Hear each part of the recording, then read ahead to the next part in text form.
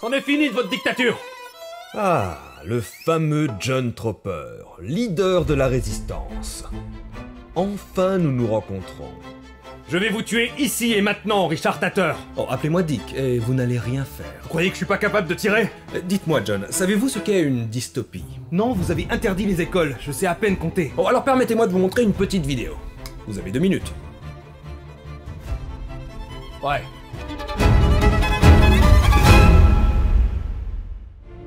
De 1984 à Hunger Games, en passant par La Servante écarlate ou Akira, la fiction est souvent l'occasion de visiter des avenirs pas vraiment radieux. Pour comprendre ce qu'est une dystopie, il faut d'abord parler du concept qui l'a précédé, l'utopie. Néologisme tiré du grec par l'anglais Thomas More en 1516, Utopia est un jeu de mots entre les préfixes U et EU qui se prononçaient pareil en anglais du XVIe siècle, l'un signifiant qu'on ne trouve nulle part et l'autre qui est bon. Topos signifiant un lieu, une utopie est donc entendue comme un lieu bon qu'on ne trouve nulle part. Dans son ouvrage L'Utopie, Thomas More nous présente une île sur laquelle existe une société idéale et humaniste. Ce texte sera très influent sur la fiction, mais également l'histoire. L'utopie de More, libre de propriété privée, aura une influence certaine sur la naissance du socialisme. Et avant ça, ses propositions progressistes sur le statut des prêtres et la place de l'église dans la société trouveront un écho dans la réforme protestante. Le mot est entré dans le vocabulaire pour désigner tout idéal de société imaginaire et par extension toute œuvre de fiction se reposant sur ce concept. Mais avec l'ère moderne et les nombreuses tentatives plus ou moins réussies de créer des utopies dans la réalité, le concept va prendre du plomb dans l'aile. Ainsi, son antithèse verra le jour à la fin du 19e siècle, la dystopie, littéralement le lieu mauvais. On présente alors une société utopique où la classe dominante a établi son système idéal, puis on se place du côté de la classe dominée qui doit y vivre. N'oubliez jamais que toute dystopie est l'utopie de quelqu'un, juste pas la vôtre. Et ça, c'est un terreau fertile pour toute œuvre de fiction, engagée ou non, profonde ou superficielle, bourrée de résistance, d'amours interdits et autres injustices. Aujourd'hui, j'aimerais vous parler des dystopies et de leur rôle narratif et essayer de répondre à la question, les dystopies, qu'est-ce que ça raconte? Mais avant ça, un message de notre sponsor. Ah voilà, ça c'est un truc que j'ai interdit, les coupures pub, et personne me remercie. Peut-être parce que vous avez remplacé ça par de la propagande? Ok, touché, pour la peine tu vas la regarder la pub, profite de ta liberté chérie. Cette vidéo vous est présentée par CyberGhost VPN. Si vous me suivez régulièrement, vous savez que je travaille avec CyberGhost depuis longtemps et que j'utilise leur VPN tous les jours. C'est pourquoi je suis toujours content de pouvoir vous le recommander. Piqûre de rappel, un VPN c'est un réseau virtuel privé. Lorsque vous vous connectez sur internet en déplacement par exemple, votre connexion n'est pas sécurisée, ce qui peut permettre à des personnes mal intentionnées de voler vos données. C'est là qu'un VPN est utile. En un clic, vous activez la connexion sécurisée et c'est bon. Un autre avantage des VPN, c'est l'accès au contenu géo-restreint. Si votre animé préféré n'est pas disponible sur le Netflix français, il vous suffit de vous connecter à une IP japonaise pour débloquer les merveilles du pays du soleil levant. Que ce soit sur Netflix, Amazon Prime ou Disney+, vous débloquerez jusqu'à 40% de films et de séries en plus. Si vous êtes plutôt course automobile ou de moto, vous pouvez les regarder sur la RTBF gratuitement et en français simplement en localisant votre connexion en Belgique. CyberGhost VPN est disponible sur Windows, iOS, Android et toute la bande. Avec un seul abonnement, vous pouvez protéger jusqu'à 7 appareils en même temps pour faire profiter les copains et grand-maman. Il y a plus de 38 millions d'utilisateurs, l'application a 5 étoiles sur Trustpilot, de quoi affirmer que CyberGhost VPN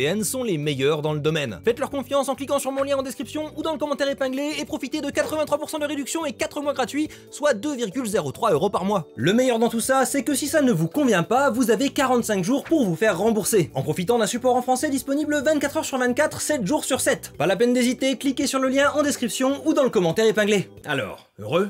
C'est quoi Internet? On va continuer.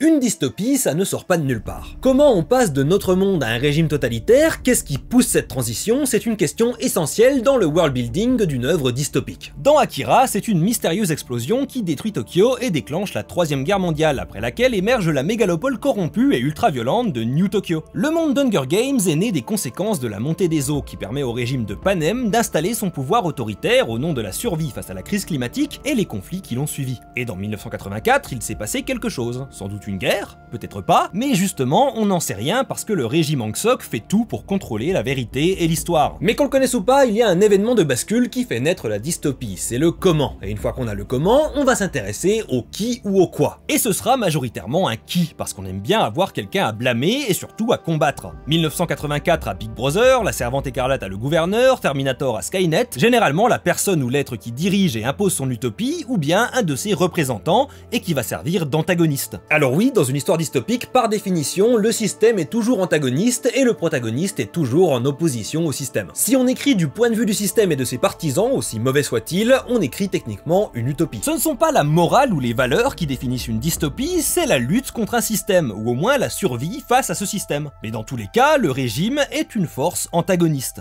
Tu comprends ce qu'il essaye de dire? Que je suis le héros et vous le méchant? Non, que ce que tu considères comme un enfer, c'est le paradis que j'ai créé. Je sais pas ce que c'est les mots que vous disiez. J'aurais peut-être pas dû interdire les religions, c'est fou comme les références bibliques sont inévitables quand on veut monologuer.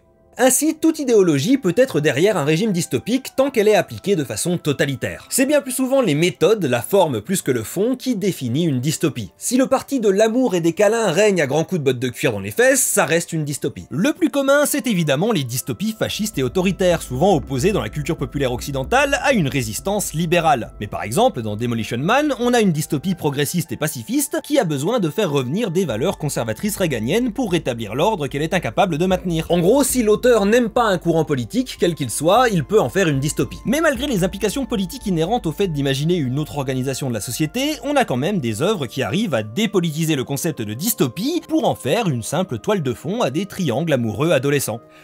Alors, Hunger Games est souvent cité comme le gros exemple de dystopie young adult qui a initié cette version parc d'attractions de la dystopie. Mais ça reste une saga qui aborde les enjeux politiques et idéologiques de son genre. Par contre, toutes les imitations à 2 balles qui ont essayé de capitaliser sur son succès et surtout leurs adaptations hollywoodiennes, effectivement, la dystopie y est un décor plutôt qu'une base thématique forte. Mais ça, c'est la trajectoire de tout genre qui devient lucratif, y'a qu'à regarder les zombies. Tu vois, le monde d'avant ne cherchait pas à s'améliorer, à se réinventer, il se contentait de sucer chaque idée jusqu'à la moelle, lui arrachant toute substance au passage. Mais ça avait l'air super, je sais pas comment dire, l'inverse de la seule émotion qu'on a le droit d'avoir. Fun. Écrire une dystopie, ça nécessite donc un comment, un qui ou un quoi, mais également, et de façon assez cruciale, un quand.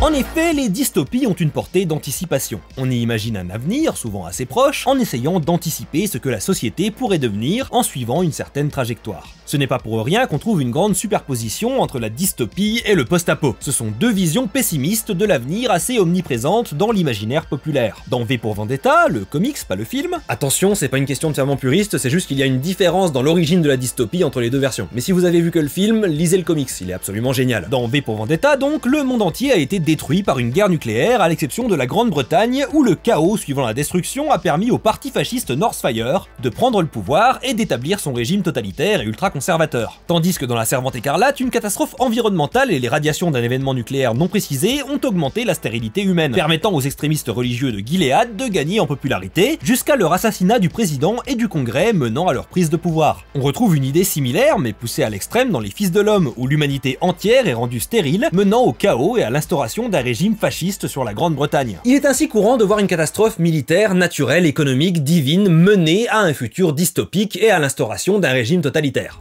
Quand les bombes sont tombées, il fallait agir pour sauver ce qu'il restait de l'humanité. J'ai fait naître mon empire des cendres du vieux monde. Et regarde où nous en sommes 100 ans plus tard. 1, 2, 3, 5...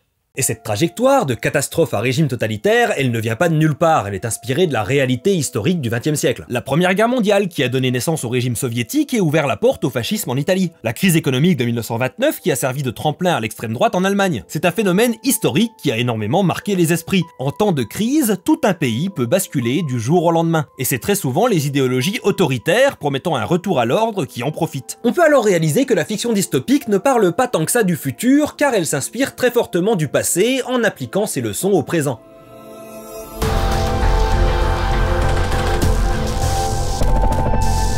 1984 a été écrit en 1948. Orwell n'y écrivait pas sa vision du futur, mais un avertissement à la gauche bourgeoise britannique par rapport aux dérives totalitaires dont l'Europe avait été témoin et qu'il retrouvait parmi ses pairs. La Servante écarlate, de l'aveu de son autrice Margaret Atwood, est avant tout une transposition en Amérique de la réalité historique iranienne. Atwood a été inspirée par les témoignages de femmes ayant vécu la prise de pouvoir du Shah, la transition d'un pays libéral vers une théocratie radicale, et s'étant échappée de la véritable dystopie dans laquelle elle s'était retrouvée. District 9 de Neil Blomkamp Blomkamp nous montre des aliens vivant dans une réserve en Afrique du Sud, sans aucune subtilité sur le fait qu'on voit une reconstitution de l'apartheid. Et Elysium, du même réalisateur, nous présente un monde dans lequel les très riches ont détruit l'environnement, laissant les très pauvres à l'abandon sur Terre, exploités et exposés à la violence et à la précarité. En interview, Blomkamp a dit au sujet de son film « Ce n'est pas de la science-fiction, c'est aujourd'hui, c'est maintenant ». Et bon, les milliardaires n'ont pas une station spatiale d'où ils nous exploitent, pas encore, mais l'idée générale reste que les dystopies s'inscrivent surtout dans l'époque d'où on les imagine. 1984 ne parle pas des années 80, mais bien des années 40. V pour Vendetta, le comics, est une réaction au tournant de la rigueur de Thatcher et Reagan et n'a aucune subtilité sur le fait que le parti Northfire est une copie conforme du Front National britannique en pleine montée de puissance dans les années 80. Demolition Man est une réaction reaganienne aux émeutes de 1992 à Los Angeles. Et je pourrais continuer pendant des heures.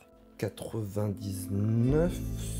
100... Mais c'est beaucoup trop vieux, on dépasse pas 30 ans naturellement. Alors si on enlève ma politique de régulation de la population à coups de balle à l'arrière du crâne, c'est censé être un petit peu plus, mais les membres du gouvernement profitent de certaines avancées technologiques. Vous voulez dire que je vais pas mourir dans un an? Bien sûr que non. Ouah, je me sens soudain moins désespéré au point d'assassiner l'empereur. Tu vas mourir aujourd'hui à cause de cette tentative d'assassinat. Flûte!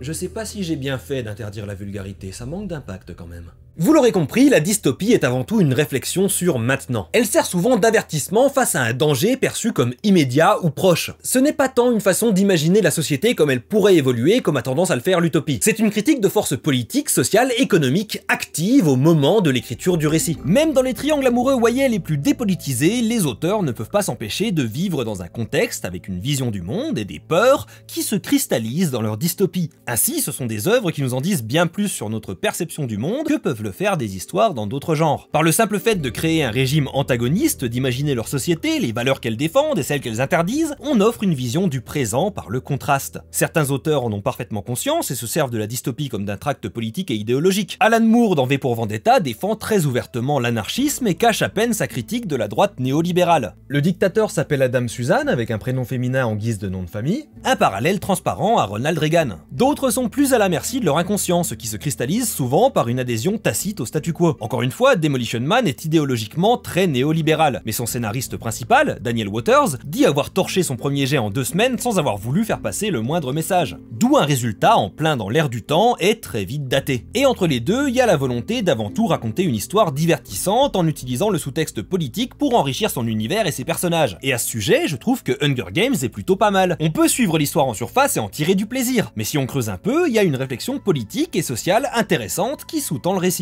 Et ça a sans doute beaucoup à voir avec l'inspiration principale derrière, Battle Royale, qui est à la fois une critique de la politique japonaise de l'époque et un film très divertissant. La dystopie reste un outil narratif. Qu'elle soit au service d'un message militant, qu'elle représente une propagande inconsciente, ou qu'elle se contente de colorer la forme d'une histoire, ce qu'on en fait dépend de ce qu'on y voit. Plus on aura un rapport de surface avec le genre, moins on aura de références auxquelles se rapporter, moins on se sera posé de questions sur les enjeux qui sous-tendent ces univers, plus on se retrouvera dans une esthétique de la dystopie. Mais si on veut vraiment plonger dans la création d'un monde dystopique, il vaut mieux réfléchir à tout ce que ça sous-entend et aux thématiques que ça soulève. Et c'est toujours mieux d'avoir des références, donc en voilà une petite sélection qui, je l'espère, pourra enrichir votre connaissance du genre. Toutes ces œuvres, vous les avez interdites. Oui, bah j'allais pas laisser un guide de comment renverser mon régime non plus. Ouais, bah je vais le renverser quand même. C'est là que tu te trompes, John, car je vais te faire une offre que tu ne pourras pas refuser. Si c'est une référence à un film, je vous rappelle que vous avez interdit le cinéma. Arrête de me couper. Tu trouves le monde que j'ai créé injuste, que mon régime totalitaire écrase la liberté des hommes. C'est vrai, je hais la liberté. C'est pourquoi même cette ridicule tentative de coup d'état n'existe que parce que je l'ai désirée. Quoi ? J'ai tiré les ficelles dans l'ombre, je me suis arrangé pour que tu rencontres une cellule de la résistance juste après la mort de ton frère dont j'avais moi-même ordonné l'exécution. Espèce de pâte à pouf! J'aurais vraiment dû laisser la vulgarité, mais bref, si tu as rencontré la sulfureuse Felicia et le sensible Enrico, si vous avez formé votre petit triangle amoureux, si tu es arrivé ici aujourd'hui dans mon bureau, c'est parce que je l'ai voulu. Non, c'est impossible. Pourquoi? Pour que tu me remplaces, John. Pour que tu deviennes le nouvel empereur. Quoi, mais pourquoi vous feriez ça? Car je suis ton père. Oh mon Dieu, c'est le retournement de situation le plus incroyable possible! Et ça explique notre ressemblance physique? Ah oui, c'est précisément pour cette réaction que j'ai fait interdire Star Wars. Star quoi? Bon allez, prends ma place, découvre que l'utopie de l'un et la dystopie de l'autre, que le pouvoir absolu corrompt absolument, on a assez traîné.